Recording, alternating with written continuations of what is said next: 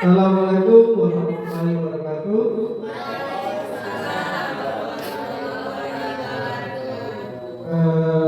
Ya, ucapan terima kasih kepada Bapak Ibu Majelis Guru serta rekan pendidikan yang sudi hadir pada hari ini. Saya Zulfiandi DKP Angkatan 9 dari SMP Sumatera Utara. Hari ini saya akan sedikit memberi penyebaran pemahaman dan pengenalan budaya positif di sekolah. Sedikit gambaran bahwa budaya positif itu sangat penting di sekolah karena budaya positif ini adalah memiliki nilai kebajikan. Nilai kebajikan di situ adalah nilai-nilai yang bersifat yang positif, yang baik-baik. Ada beberapa konsep yang harus saya jelaskan pada hari ini, yaitu mengenai tentang konsep utama budaya positif. Materi terkait budaya positif. Yang pertama di sini adalah perubahan paradigma belajar. Yang kedua, disiplin positif. Yang ketiga, motivasi perilaku manusia. Keempat, kebutuhan dasar dari manusia. Selanjutnya, posisi kontrol institusi, keyakinan kelas, dan segitiga institusi. Jadi ada 7 poin yang hari ini akan saya jelaskan kepada Bapak Ibu semuanya. Yang pertama tadi mengenai tentang pembelajaran dengan paradigma guru. Oke, di sini bisa saya jelaskan sedikit. Pembelajaran dengan paradigma baru merupakan pembelajaran yang dirancang berdasarkan prinsip pembelajaran berdiferensiasi sehingga para peserta didik belajar sesuai dengan kebutuhannya berdasarkan tahap perkembangan sesuai dengan teori psikologi modern untuk mewujudkan profil belajar Pancasila. Jadi Bapak Ibu, sekarang kita sudah masuk ke kategori kurikulum merdeka. Jadi kurikulum merdeka itu menuntut siswa ada profil belajar Pancasila. Yang pertama yaitu beriman bertakwa kepada Tuhan Yang Maha Esa. Ada mandiri, ada berkenan kritis, ada berpemikiran global, bergotong royong, dan kreatif. Jadi yang itu dituntut kita sekarang untuk pendidik, peserta didik harus memiliki profil belajar Pancasila. Oke, berikutnya disiplin positif.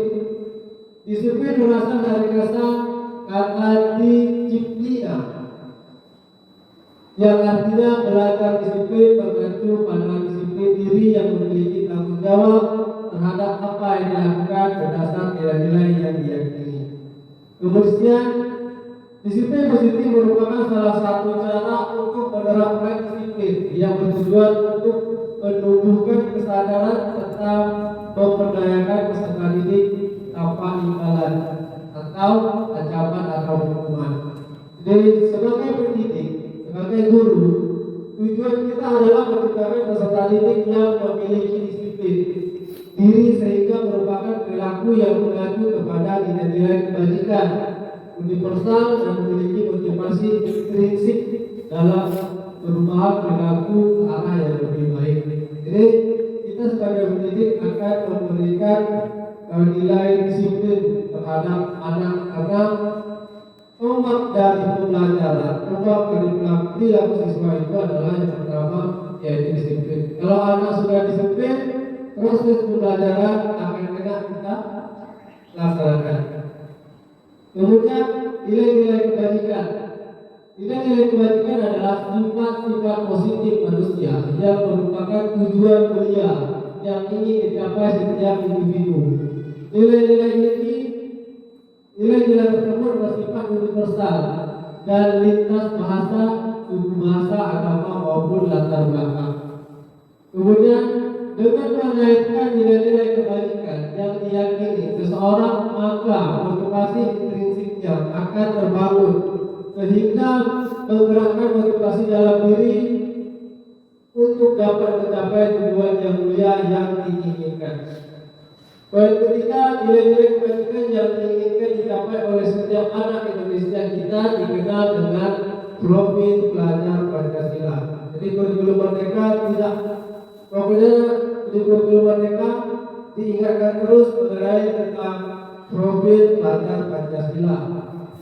Kemudian kebutuhan dasar manusia. Yang pertama di lingkaran kita di situ yang bertahan hidup. Dan kita adalah kebutuhan dasar kita bertahan hidup. Mungkin banyak cara, ya, bertahan hidup dengan cara bisa makan, minum. Kemudian kesenangan. Kita ingin kesenangan. Jadi diri kita menggambarkan apa yang diinginkan oleh siswa. Kebebasan. Kita ingin kebebasan, siswa juga akan ingin yang namanya kebebasan. Kemudian penguasaan.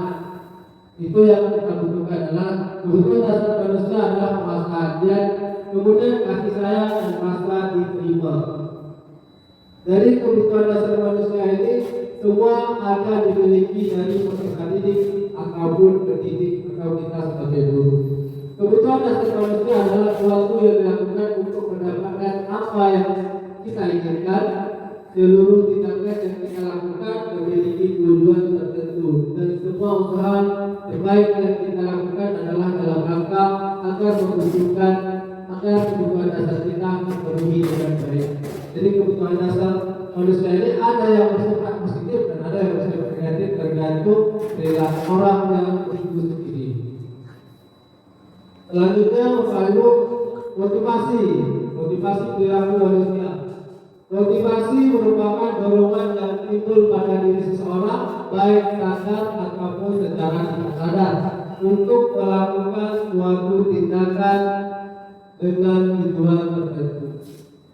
Satu, orang bermotivasi ada keinginannya.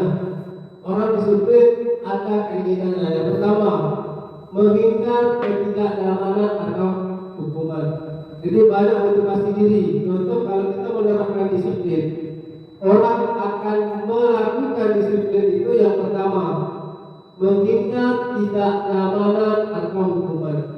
Siswa akan melakukan disiplin diri karena dia tidak mau dihukum. Contoh misalkan, peserta didik melakukan disiplin diri karena dia takut dihukum, dan ini merupakan contoh motivasi intrinsik. Yang kedua, mendapat imbalan atau penghargaan dari orang lain. Jadi banyak motivasi diri untuk meningkatkan kedisiplinan dalam diri. Yang kedua tadi, mendapatkan imbalan. Peserta didik melakukan disiplin diri karena ia mau mendapatkan imbalan atau penghargaan dari orang lain. Merupakan contoh motivasi intrinsik. Kemudian yang ketiga, menghargai diri sendiri dengan nilai-nilai yang mereka percaya. Keterangannya peserta didik melakukan disiplin diri karena ia sadar akan nilai-nilai kebajikan dirinya dan ini merupakan contoh motivasi intrinsik. Harapan kita sepenuhnya sebagai pendidik, sebagai guru, kita inginkan kita beserta peserta didik memiliki nilai motivasi di poin ketiga, yaitu menghargai diri sendiri dengan nilai-nilai yang mereka percaya. Tapi kenyataan dan realitanya di lapangan bahwa mereka memiliki poin 1 dan poin 2. Siswa yang baik pasti dia akan ingin poin 2, dapat penghargaan, imbalannya mungkin bisa jadi juara kelas. Bagi siswa yang mungkin sedang-sedang saja atau dia merasa tidak mampu dalam proses pembelajaran, dia takut kena hukuman, mungkin dia ambil yang satu. Takut dengan hukuman yang akan diberikan. Itu adalah motivasi perilaku manusia. Berikutnya, konsep identitas disiplin yang gagal. Yang pertama kita ambil, jadi konsep kedisiplinan kita ketika gagal dalam proses kita laksanakan. Yang pertama, hukuman. Hukuman yang kita berikan kepada siswa pasti akan merasa menyakitkan bagi peserta didik. Yang kedua, tidak nyaman.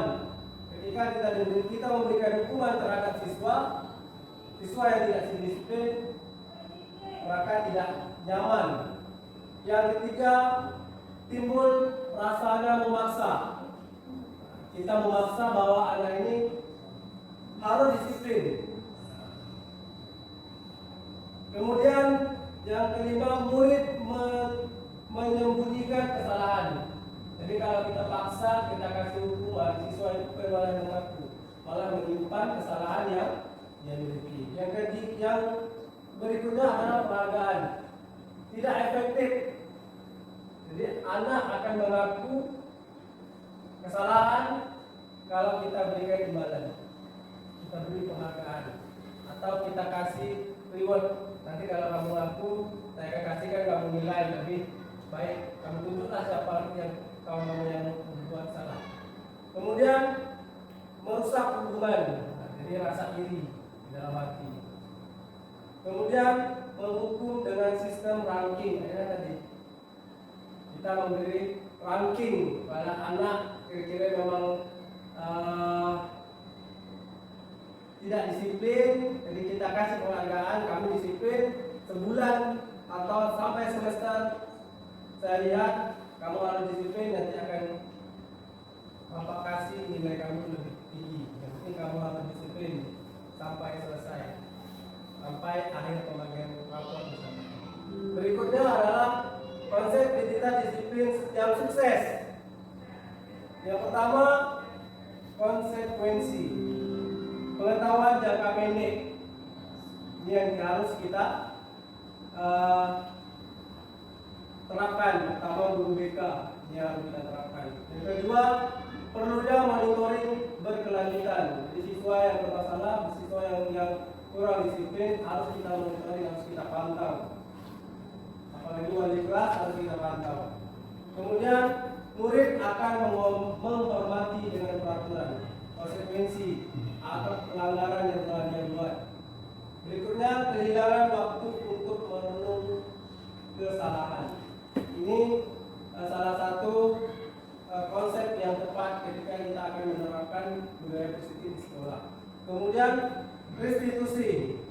Satu, murid bertanggung jawab atas perilakunya. Jadi dengan perilaku yang dia buat, kita harus menanyakan beberapa pertanyaan yang ada di konsep restitusi. Kemudian fokus pada pemecahan masalah jangka panjang, bukan menambah mencari masalah. Siswa yang kurang disiplin, kita cari masalahnya apa. Jadi bukan kita tambah jadi masalah. Kemudian yang ketiga, murid menghormati diri dan orang lain.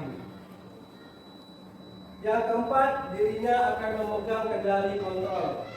Karena yang merubah disiplin itu hanya dirinya sendiri, bukan orang lain. Kemudian murid semangat memperbaiki kesalahan. Jadi kita tidak ada paksaan, tidak ada hukuman, tidak ada penghargaan. Kita lebih baik menggunakan konsekuensi dan restitusi. Itu sebaiknya. Tapi kenyataan di lapangan kita masih sering memberikan hukuman dan penghargaan terhadap siswa. Berikut konsep disiplin. Pendekatan restitusi merupakan sebuah cara untuk menanamkan disiplin positif pada anak. Restitusi proses penciptaan kondisi bagi murid untuk memperbaiki kesalahan mereka sehingga mereka dapat kembali kepada kelompok mereka dengan karakter yang lebih kuat. Ciri-ciri restitusi adalah satu, bukan menebus kesalahan tapi belajar dari kesalahan. Kedua, memperbaiki hubungan. Ketiga, tawaran bukan paksaan. Dan yang keempat, menuntut untuk melatih ke dalam diri. Yang kelima, mencari kebutuhan dasar yang berdasarkan tindakan. 6, fokus pada karakter dan tindakan. Yang terakhir, perbuatan dan fokus pada solusi. Itu ciri-ciri dari restitusi. Kemudian perbedaan siswa yang, misalkan contoh kasus siswa yang sering tidak mengerjakan PR. Ini kita pakai konsep sukses dan konsep gagal hukuman.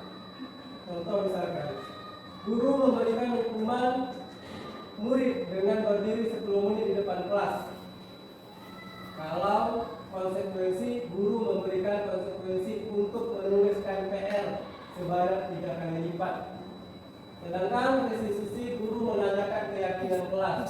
Karena siswa, dan guru sudah membuat keyakinan kelas siapa yang tidak melakukannya, maka akan ada konsekuensinya. Menyelesaikan masalah dan membantu murid menyelesaikan masalah itu kalau institusi hal yang paling baik. Kemudian yang kedua, guru marah dan murid menjadi takut. Itu kalau konsep hukuman. Kalau konteksnya konsekuensi, guru tegas dan murid menghormati peraturan. Sedangkan restitusi, guru akan terbuka dan murid menghormati dirinya dan orang lain. Itu contoh gambaran dari 3 konsep kedisiplinan di sekolah.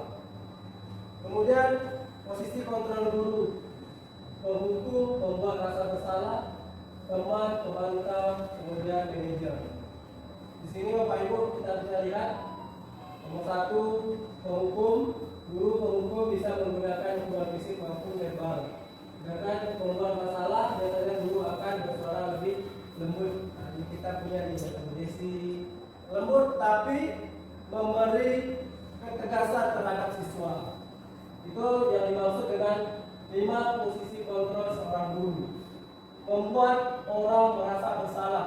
Ketika kita ngomong lembut, tapi siswa itu merasa kalau dia salah. Kemudian teman, guru pada posisi ini tidak akan menyakiti murid, namun akan tetap berupaya mengontrol murid melalui persuasi. Jadi ketika siswa yang ada masalah, posisi guru ada yang sebagai teman, merangkul, biasanya memberikan paham. Kemudian monitor atau pemantau. Monitoring berarti mengawasi. Ini biasanya pimpinan atau kepala sekolah yang lebih sering sebagai monitor. Sedangkan manajer respon menunjukkan tanggung jawab guru dalam posisi terakhir. Manajer adalah posisi monitor di mana guru berbuat sesuatu bersama murid, mempersilahkan murid bertanggung jawab, perilaku, mendukung murid agar dapat menemukan solusi atau masalah yang sendiri. Jadi ada 5 Bapak Ibu ya, posisi kontrol seorang guru. Kemudian kita perlu membuat keyakinan kelas. Yang pertama misalkan keyakinan kelas bersifat lebih abstrak dan daripada peraturan. Ini lebih simpel, misalkan disiplin masuk kelas atau menjaga kebersihan kelas. Ada salah satu keyakinan. Keyakinan kelas disesuaikan dengan kondisi lingkungan sekolah. Kalau kelas kita kira-kira berserak, kelas yang kita ada itu kurang bersih, maka kita sesuaikan. Atau kalau kelas kita sudah lengkap semuanya, sudah mantap, tinggal mencari alternatif keyakinan kelas apa yang bisa kita sesuaikan. 3. Keyakinan kelas merupakan pertanyaan yang universal. Tadi contoh misalkan disiplin, bertanggung jawab, saling menyayang. Pertanyaan keyakinan kelas senantiasa dibuat dalam bentuk positif. Jadi bukan hal yang bersifat negatif atau mengumpul kawan dalam kelas kalau mengganggu, tidak. Kemudian keyakinan kelas hendaknya dibuat oleh semua warga kelas. Jadi ketika kita masuk dalam kelas, kita sepakati dengan kelas yang kita ingin buat keyakinan kelas. Keyakinan kelas dibuat simpel dan menarik supaya mudah diingat. Tak perlu panjang, tapi singkat, jelas, anak gampang mengingatkannya. Terakhir, keyakinan kelas hendaknya ditinjau dari waktu ke waktu. Jadi perlu ada yang namanya monitoring, pantau, evaluasi. Kira-kira pertemuan pertama berjalan, pertemuan kedua berjalan, seterusnya. Kira-kira tidak berjalan, perlu kita tinjau dari waktu ke waktu. Evaluasi keyakinan kelas kita disesuaikan. Kemudian kalau kita sudah membentuk sebuah keyakinan kelas, proses pembelajaran di dalam kelas insya Allah akan nyaman, berjalan sesuai dengan yang kita inginkan. Kemudian selanjutnya yang terakhir tadi segitiga restitusi. Ini Bapak Ibu, segitiga restitusi merupakan sebuah strategi yang dapat dilakukan sebagai proses penciptaan menciptakan kondisi menuntun murid untuk memperbaiki kesalahan-kesalahan yang mereka lakukan. Di sini yang pertama menstabilkan identitas. Jadi tugas konteks dari segitiga institusi ini adalah satu, menstabilkan identitas. Ketika ada masalah yang dihadapi oleh siswa, tugas guru BK atau guru menstabilkan identitasnya. Yang kedua, misalkan validasi tindakan yang salah. Ditanyakan kira-kira perilaku yang dibuat memang betul-betul salah atau ada unsur lain sehingga dia yang salah. Yang ketiga, misalkan menanyakan keyakinan. Apa keyakinan yang telah kalian yang kamu langgar di SMP Negeri Utara? Kemudian cukup sampai sini. Cukup sampai sini, Bapak Ibu. Penerapan budaya positif mengenai tentang disiplin di sekolah. Kira-kira Bapak Ibu ada yang mau tanyakan? Ada yang mau tanyakan? Ya. Silakan, Kak Lisa. Oke, baik, terima kasih Bapak Zulfiandi, calon guru penggerak angkatan 9. Saya sudah bertanya, tetapi memberikan sedikit anggapan. Saya sangat setuju sekali dengan penerapan budaya positif di sekolah. Karena yang namanya budaya itu bukan hal yang mudah untuk mewujudkan. Budaya itu tidak ada sedikit pun hal yang negatif itu namanya budaya. Maka dari itu untuk melakukan suatu perubahan kita butuh proses. Lakukanlah perubahan walaupun hanya sekecil mungkin, tetapi itu akan berdampak besar terhadap sekolah kita begitu. Nah, proses itu akan membutuhkan waktu yang panjang.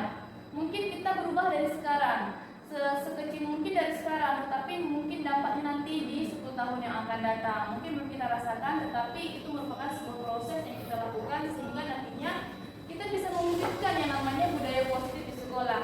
Tetapi tidak hanya sampai di situ, kita harus bekerja sama dengan yang namanya orang tua juga masyarakat, karena kita merupakan sebuah komunitas. Komunitas siswa yang paling kecil itu adalah orang tua, keluarga dia. Maka dari kolaborasi antara sekolah dengan keluarga untuk menciptakan budaya positif ini, maka di sekolah budaya positif, di rumah juga budaya positif. Tanpa kolaborasi nantinya di sekolah kita menerapkan budaya positif, sedangkan di rumah masih negatif misalnya, maka hal yang di rumah akan kembali terbawa ke sekolah. Nah begitu, maka kolaborasi antara masyarakat, teman, orang tua itu sangat diperlukan. Maka saya sangat setuju sekali dengan budaya positif ini. Mari kita melakukan perubahan dari sekarang, walaupun sekecil mungkin, walaupun tidak merasakan perubahan itu dari sekarang, tetapi nanti efeknya di tahun-tahun yang akan datang. Terima kasih, Zulfiandi. Ya, terima kasih kepada Bu Rida, YP Angkatan 8. Ya betul sekali, kita pengen merubah orang tidak langsung sekejip mata langsung berubah. Jadi semuanya ada proses. Proses itu banyak tantangan dan banyak masalah yang akan kita hadapi. Tapi tugas kita sebagai pendidik itu itulah. Jadi sekali lagi saya ucapkan terima kasih kepada Bu Rida dan saya ucapkan terima kasih kepada bapak-bapak, ibu-ibu yang telah sudi hadir hari ini mendengarkan penyebaran pemahaman dan pengenalan budaya disiplin yang ada di sekolah. Sekali lagi saya ucapkan terima kasih. Saya akhiri wabillahi taufiq wal hidayah. Assalamualaikum warahmatullahi wabarakatuh. Waalaikumsalam warahmatullahi wabarakatuh. Oke.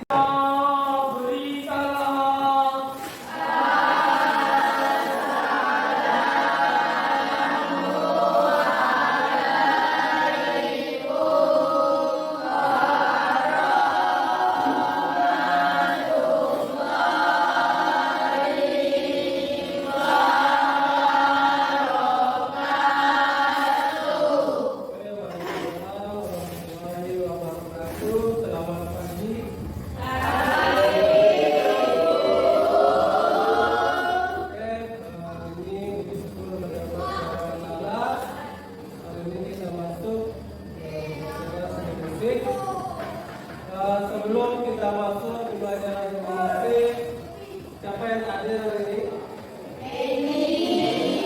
Tangan. Oke. Untuk hari ini kita akan coba membuat adalah yang namanya keyakinan kelas. Paham mengenai keyakinan kelas? Ada yang tahu apa keyakinan kelas? Ada yang tahu? Keyakinan kelas adalah merupakan salah satu janji yang harus kita buat, yang harus kita laksanakan, dan yang harus kita tepati di dalam kelas. Poin-poin dari keyakinan kelas itu banyak. Keyakinan kelas itu adalah mencakup nilai-nilai kebajikan. Apa saja nilai kebajikan? Salah satunya contoh disiplin. Tahu disiplin? Mengapa kita harus menerapkan disiplin dalam kelas? Karena kalau tidak disiplin, kelas akan sangat kilo. Kepada kita.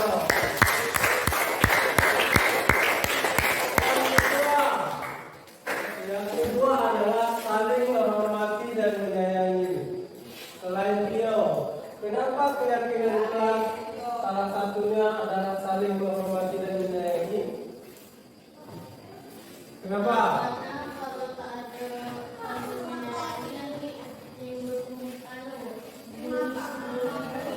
Oke, saudara di sini. Kalau tidak ada saling menghormati dan menyayangi, itulah yang akan terjadi namanya bullying. Setelah bullying mungkin ada yang namanya pergaduhan. Kita di dalam kelas harus saling menyayangi dan menghormati. Dalam arti kata bukan menyayangi dalam arti kata suka sama lawan jenis. Kita suka berteman, bersahabat, belajar di dalam kelas dengan teman. Yang ketiga, mandiri.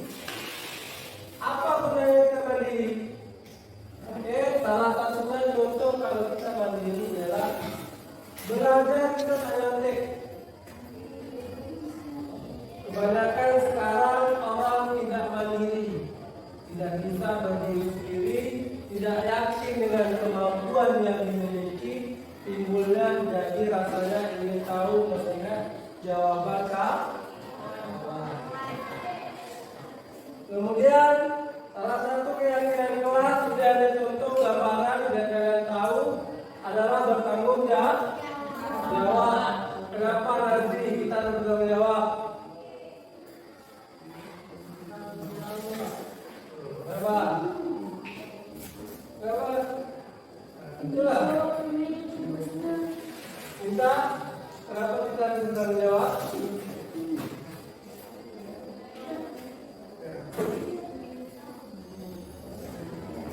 Kenapa? Yo. Bertanggung jawab kelas, tanggung jawabnya untuk kelas. Jadi kalau dia tak bertanggung jawab, kelas dia bising.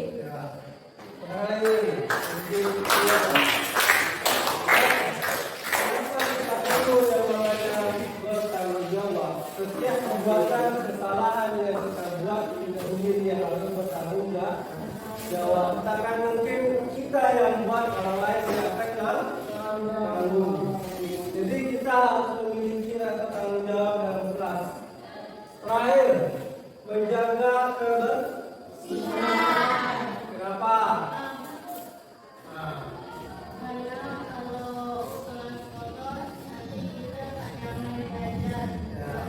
Jadi kalau kelas kita kotor, maka kita tidak nyaman belajar. Ini salah satu contoh. Nanti aku akan minta kalian yang akan bikin keyakinan kelas yang harus kalian buat. Oke, kembali ke sini.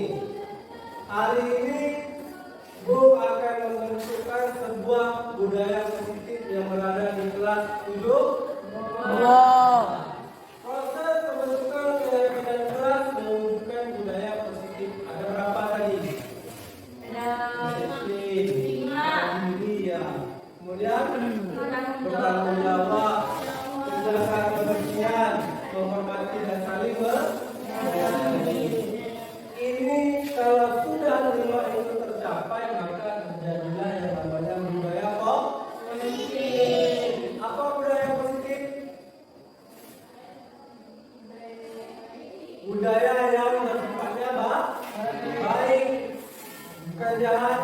kami, kalau sudah kita kesepakati kelas dalam keadaan bersih, maka setiap kali Bung masuk pelajaran seni budaya, Bung tidak mau ada kelas yang kotor. Oke, sekarang pertanyaannya, Bung akan tanyakan kepada kelas ini. Tanyakan kepada murid tentang masalah dan harapan kelas. Sekarang Bung tanya, salah satu menjawab. Masalah yang paling sering timbul di kelas apa? Bising. Silakan catat di kertas. Nah, itu ada di kertas. Yang pertama, masalah yang sering muncul di dalam kelas adalah bising. Catat di dalam kertas saja. Yang pertama bising. Kedua, apa lagi? Sering keluar ya, bising. Yang keduanya sering keluar. Nanti akan kita pilih.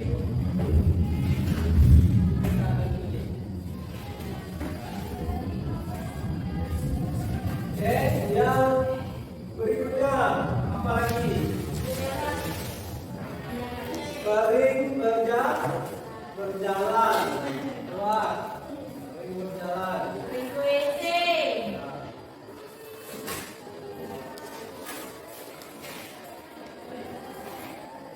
Lagi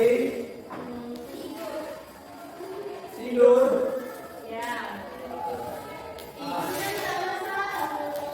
Tidur. Kalau itu jadi masalah, silakan ditulis saja. Oke, silakan ditulis.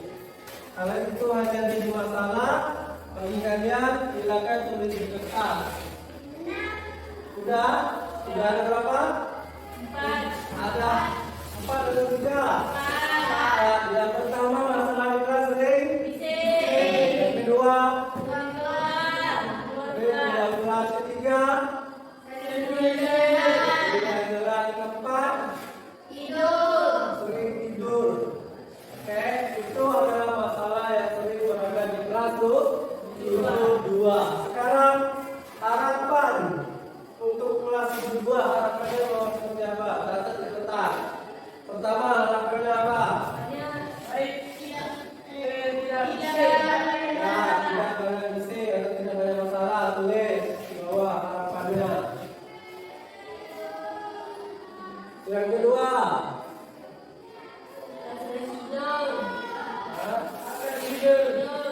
memang sering tidur di kelas. Kalau ada yang bisa, silakan. Kalau ditanyakan dia belajar. Itu. Lagi.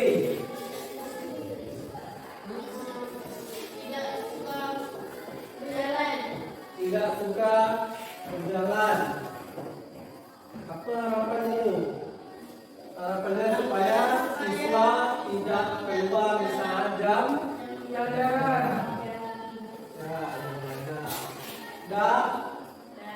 Itu harapan dan masalah yang kalian buat. Bung tidak akan tahu masalah yang kalian buat. Hanya kalian yang tahu. Karena kalian yang paling sering berada di dalam kelas. Oke, tercatat.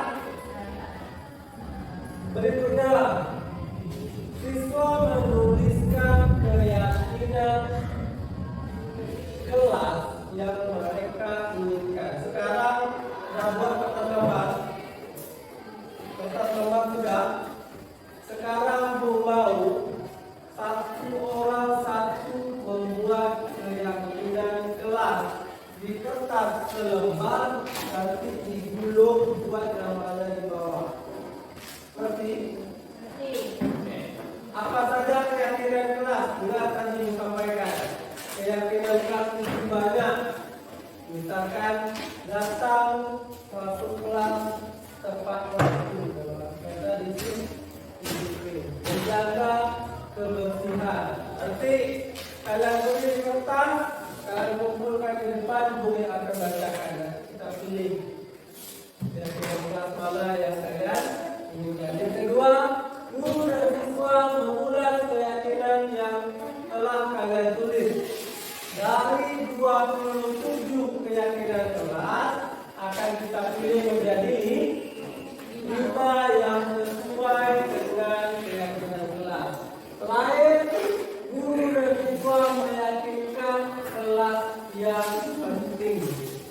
Dari 5 itu tadi akan kita permanenkan setiap kali masuk kelas dalam keadaan sesuai dengan keyakinan kelas yang kita telah kita sepakati. Silakan buat di kertas kecil saja, satu orang satu. Oke, satu orang satu buatlah keyakinan kelas. Nanti dari keyakinan kelas akan kita tulis di sini.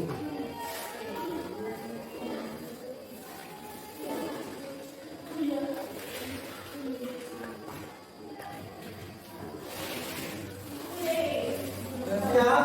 Buat kalian satu-satu, kalian maju.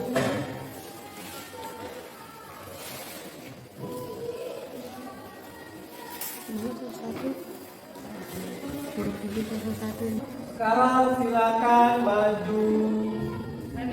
Fitri, maju duluan. Sampaikan keyakinan kelas yang dibuat.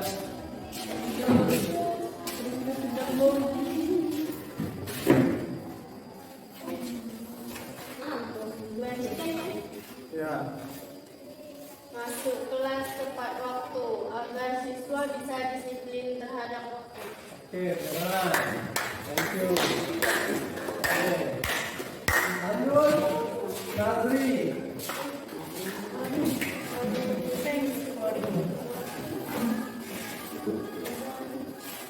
Apa keyakinan kelasnya? Menjaga kebersihan agar tidak menyimpan makanan di mobilnya. Oke, mantap. Ini Nazri. Kelasnya. Kemudian Piro. Silakan maju. Tidak makan dan minum di kelas. Tidak makan dan minum dalam kelas. Oke, terima kasih. Ada lagi, baru tiga orang. Fahmi, Negara maju.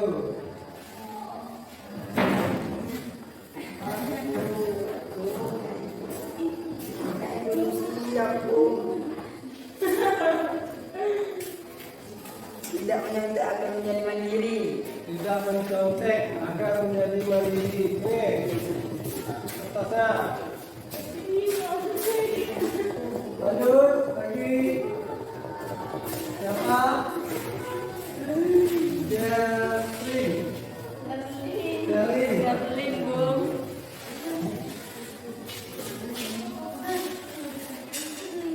Tidak menjadi energi. Ketua kelas harus bertanggung jawab dengan tugas yang diberikan guru. Kelas harus bertanggung jawab. Siap, kita. Coba.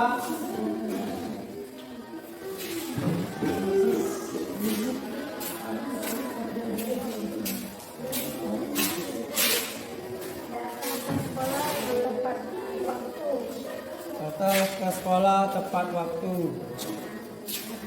Apis.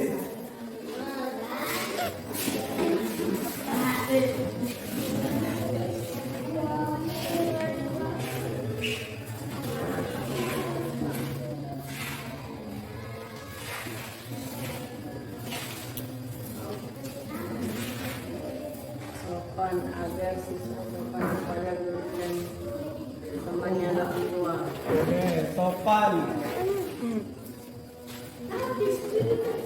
Anda.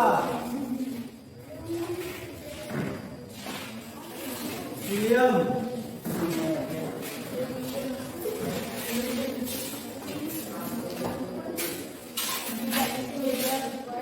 Tidak mengganggu teman. Tidak Mengganggu teman. mengganggu kelas lain. Sip. Tepuk tangan semuanya. Terima kasih.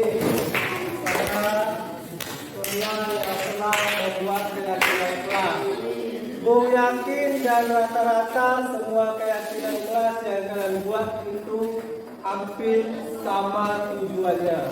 Benar kan? Nah, yang pertama kita akan pilih. Oke. Di sini William tidak bising di kelas supaya tidak mengganggu kelas lain. Yang kedua, dari Hafiz, ya, sopan agar siswa sopan kepada guru dan teman yang lebih tua. Kemudian datang ke sekolah tepat waktu.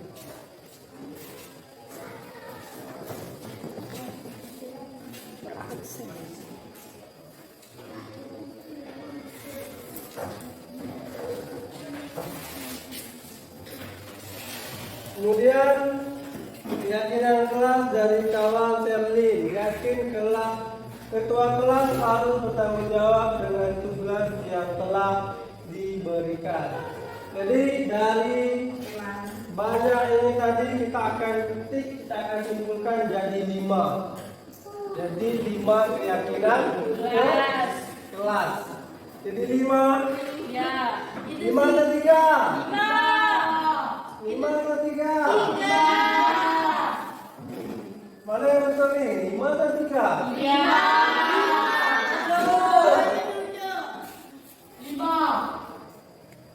5, oke.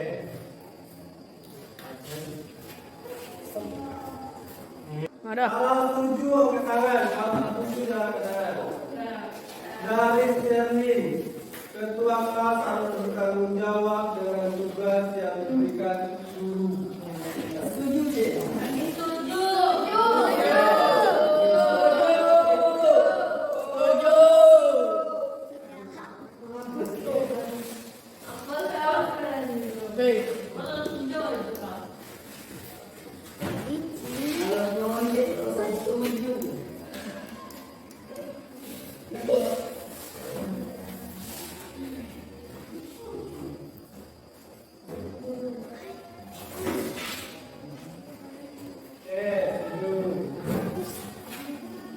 Yang kedua, tidak menyontek.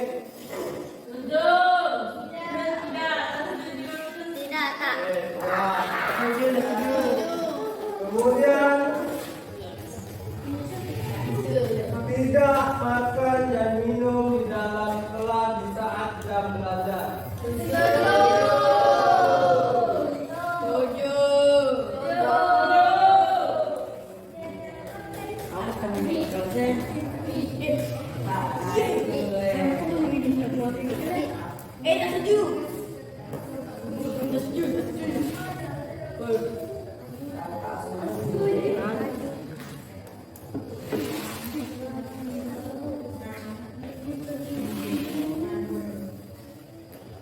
Tangan berikutnya menjaga kebersihan dan tidak menyimpan sampah di bawah meja. Sangat setuju. Bung juga tak? Setuju. Kenapa? Kebersihan itu adalah membuat kita lebih nyaman belajar. Menjaga kebersihan.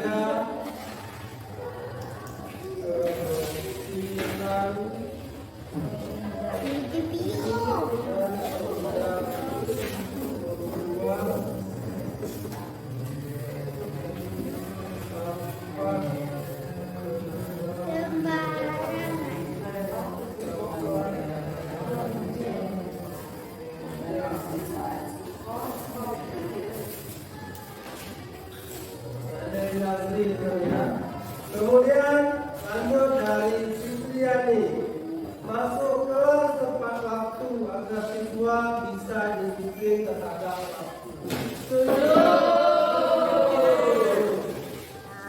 Disiplin.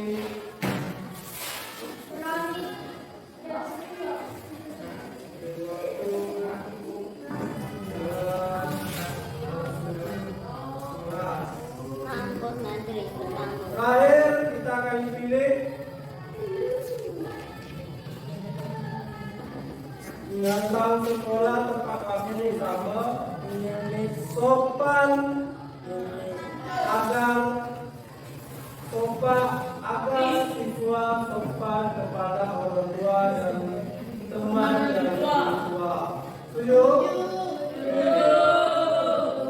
Sopan santun. Sopan santun kepada guru dan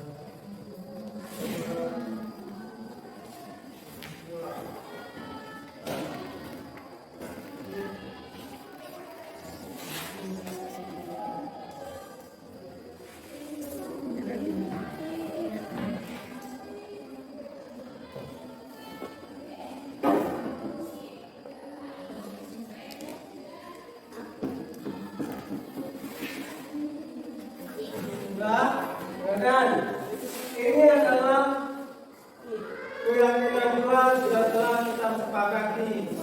Kalau dilanggar, maka ada sanksi yang akan diberikan. Kita sepakat ini semua.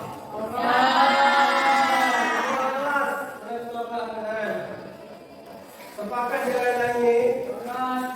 Ketua kelas sepakat yang lain. Kita sudah sepakat dan sudah membuat sebuah keyakinan kelas yang harus kita sepakati dan tidak boleh kita langgar. Ingat ya, yang pertama ketua kelas bertanggung jawab atas tugas yang diberikan. Ketika ada tugas yang diberikan oleh guru, ketika guru berhalangan masuk, maka tanggung jawab penuh terhadap kepada ketua kelas. Setelah itu tidak makan dan minum dalam kelas di saat jam belajar. Ini khususnya untuk semua siswa yang berada di dalam kelas duduk dua. Tidak ada minum, tidak ada makan di saat jam belajar dan istirahat silakan.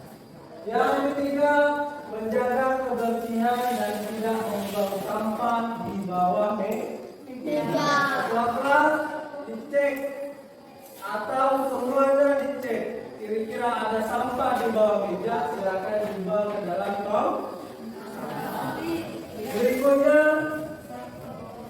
disiplin dalam waktu di saat masuk kelas. Ketika jam pelajaran Bu masuk, Bu tidak mau ada siswa yang terlambat,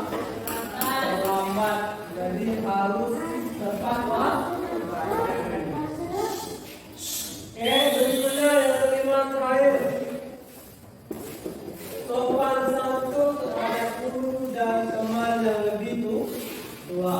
Sopan santun ini banyak, bukan hanya perilaku tapi juga ucapan dan perkataan harus melandaskan sopan santun. Dari dua belum sampai. Nah, dibantu. Oke, dah. Udah. Oke. Kenapa kita perlu membuat keyakinan kelas seperti ini? Agar siswa tidak semena-mena. Supaya tertib, supaya nyaman, supaya kita belajar menjadi lebih tenang. Kita paham dengan yang ini. Kemudian kita sekarang belajar mengenai tentang kultur merdeka. Disinilah nilai-nilai yang akan diterapkan. Yang namanya profil pelajar Pancasila. Apa saja di profil pelajar Pancasila? Ada takwa kepada Tuhan Yang Maha Esa. Ada yang namanya mandiri. Ada yang namanya apa? Berpikir. Kemudian ada yang namanya kreatif. Ada yang namanya apa lagi? Berani. Ada 6 profil pelajar Pancasila. Harus jalan ikuti dan harus jalan tepati. Inilah salah satu bentuk gambarannya ada di sini. Jadi terima kasih yang telah memberikan keyakinan kelas dan telah menuliskan di atas kertas diketat sehingga terjadilah sebuah rumusan keyakinan kelas untuk kelas 72. Ini adalah keyakinan kelas yang harus kalian pegang sampai kalian tamat dari SMP Negeri 1. Paham? Paham. Terima kasih sekali lagi untuk kelas 72. Cukup sekian darimu.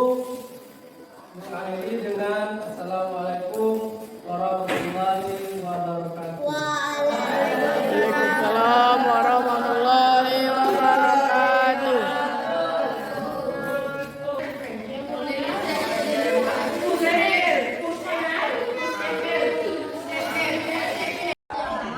Majukan kaki kanan ke depan. 1. Nah, lempar ke kiri, kaki kiri. 1. Lempar, maju. Maju, lempar. Nah. Oke, nah lagi siap gerak. Oke, siap gerak. Angkat tangan kanan ke atas. 1. Tangan kanan, mana yang kanan? Tak sesuai perintah awas. Tambah lagi tangan kiri ke atas. 1. Oke, dan cicipkan kakinya. 1. Dan sambil goyangkan tangan, tarik nafas dari dalam, lepaskan. Oke, nah sudah tegak, duduk kembali.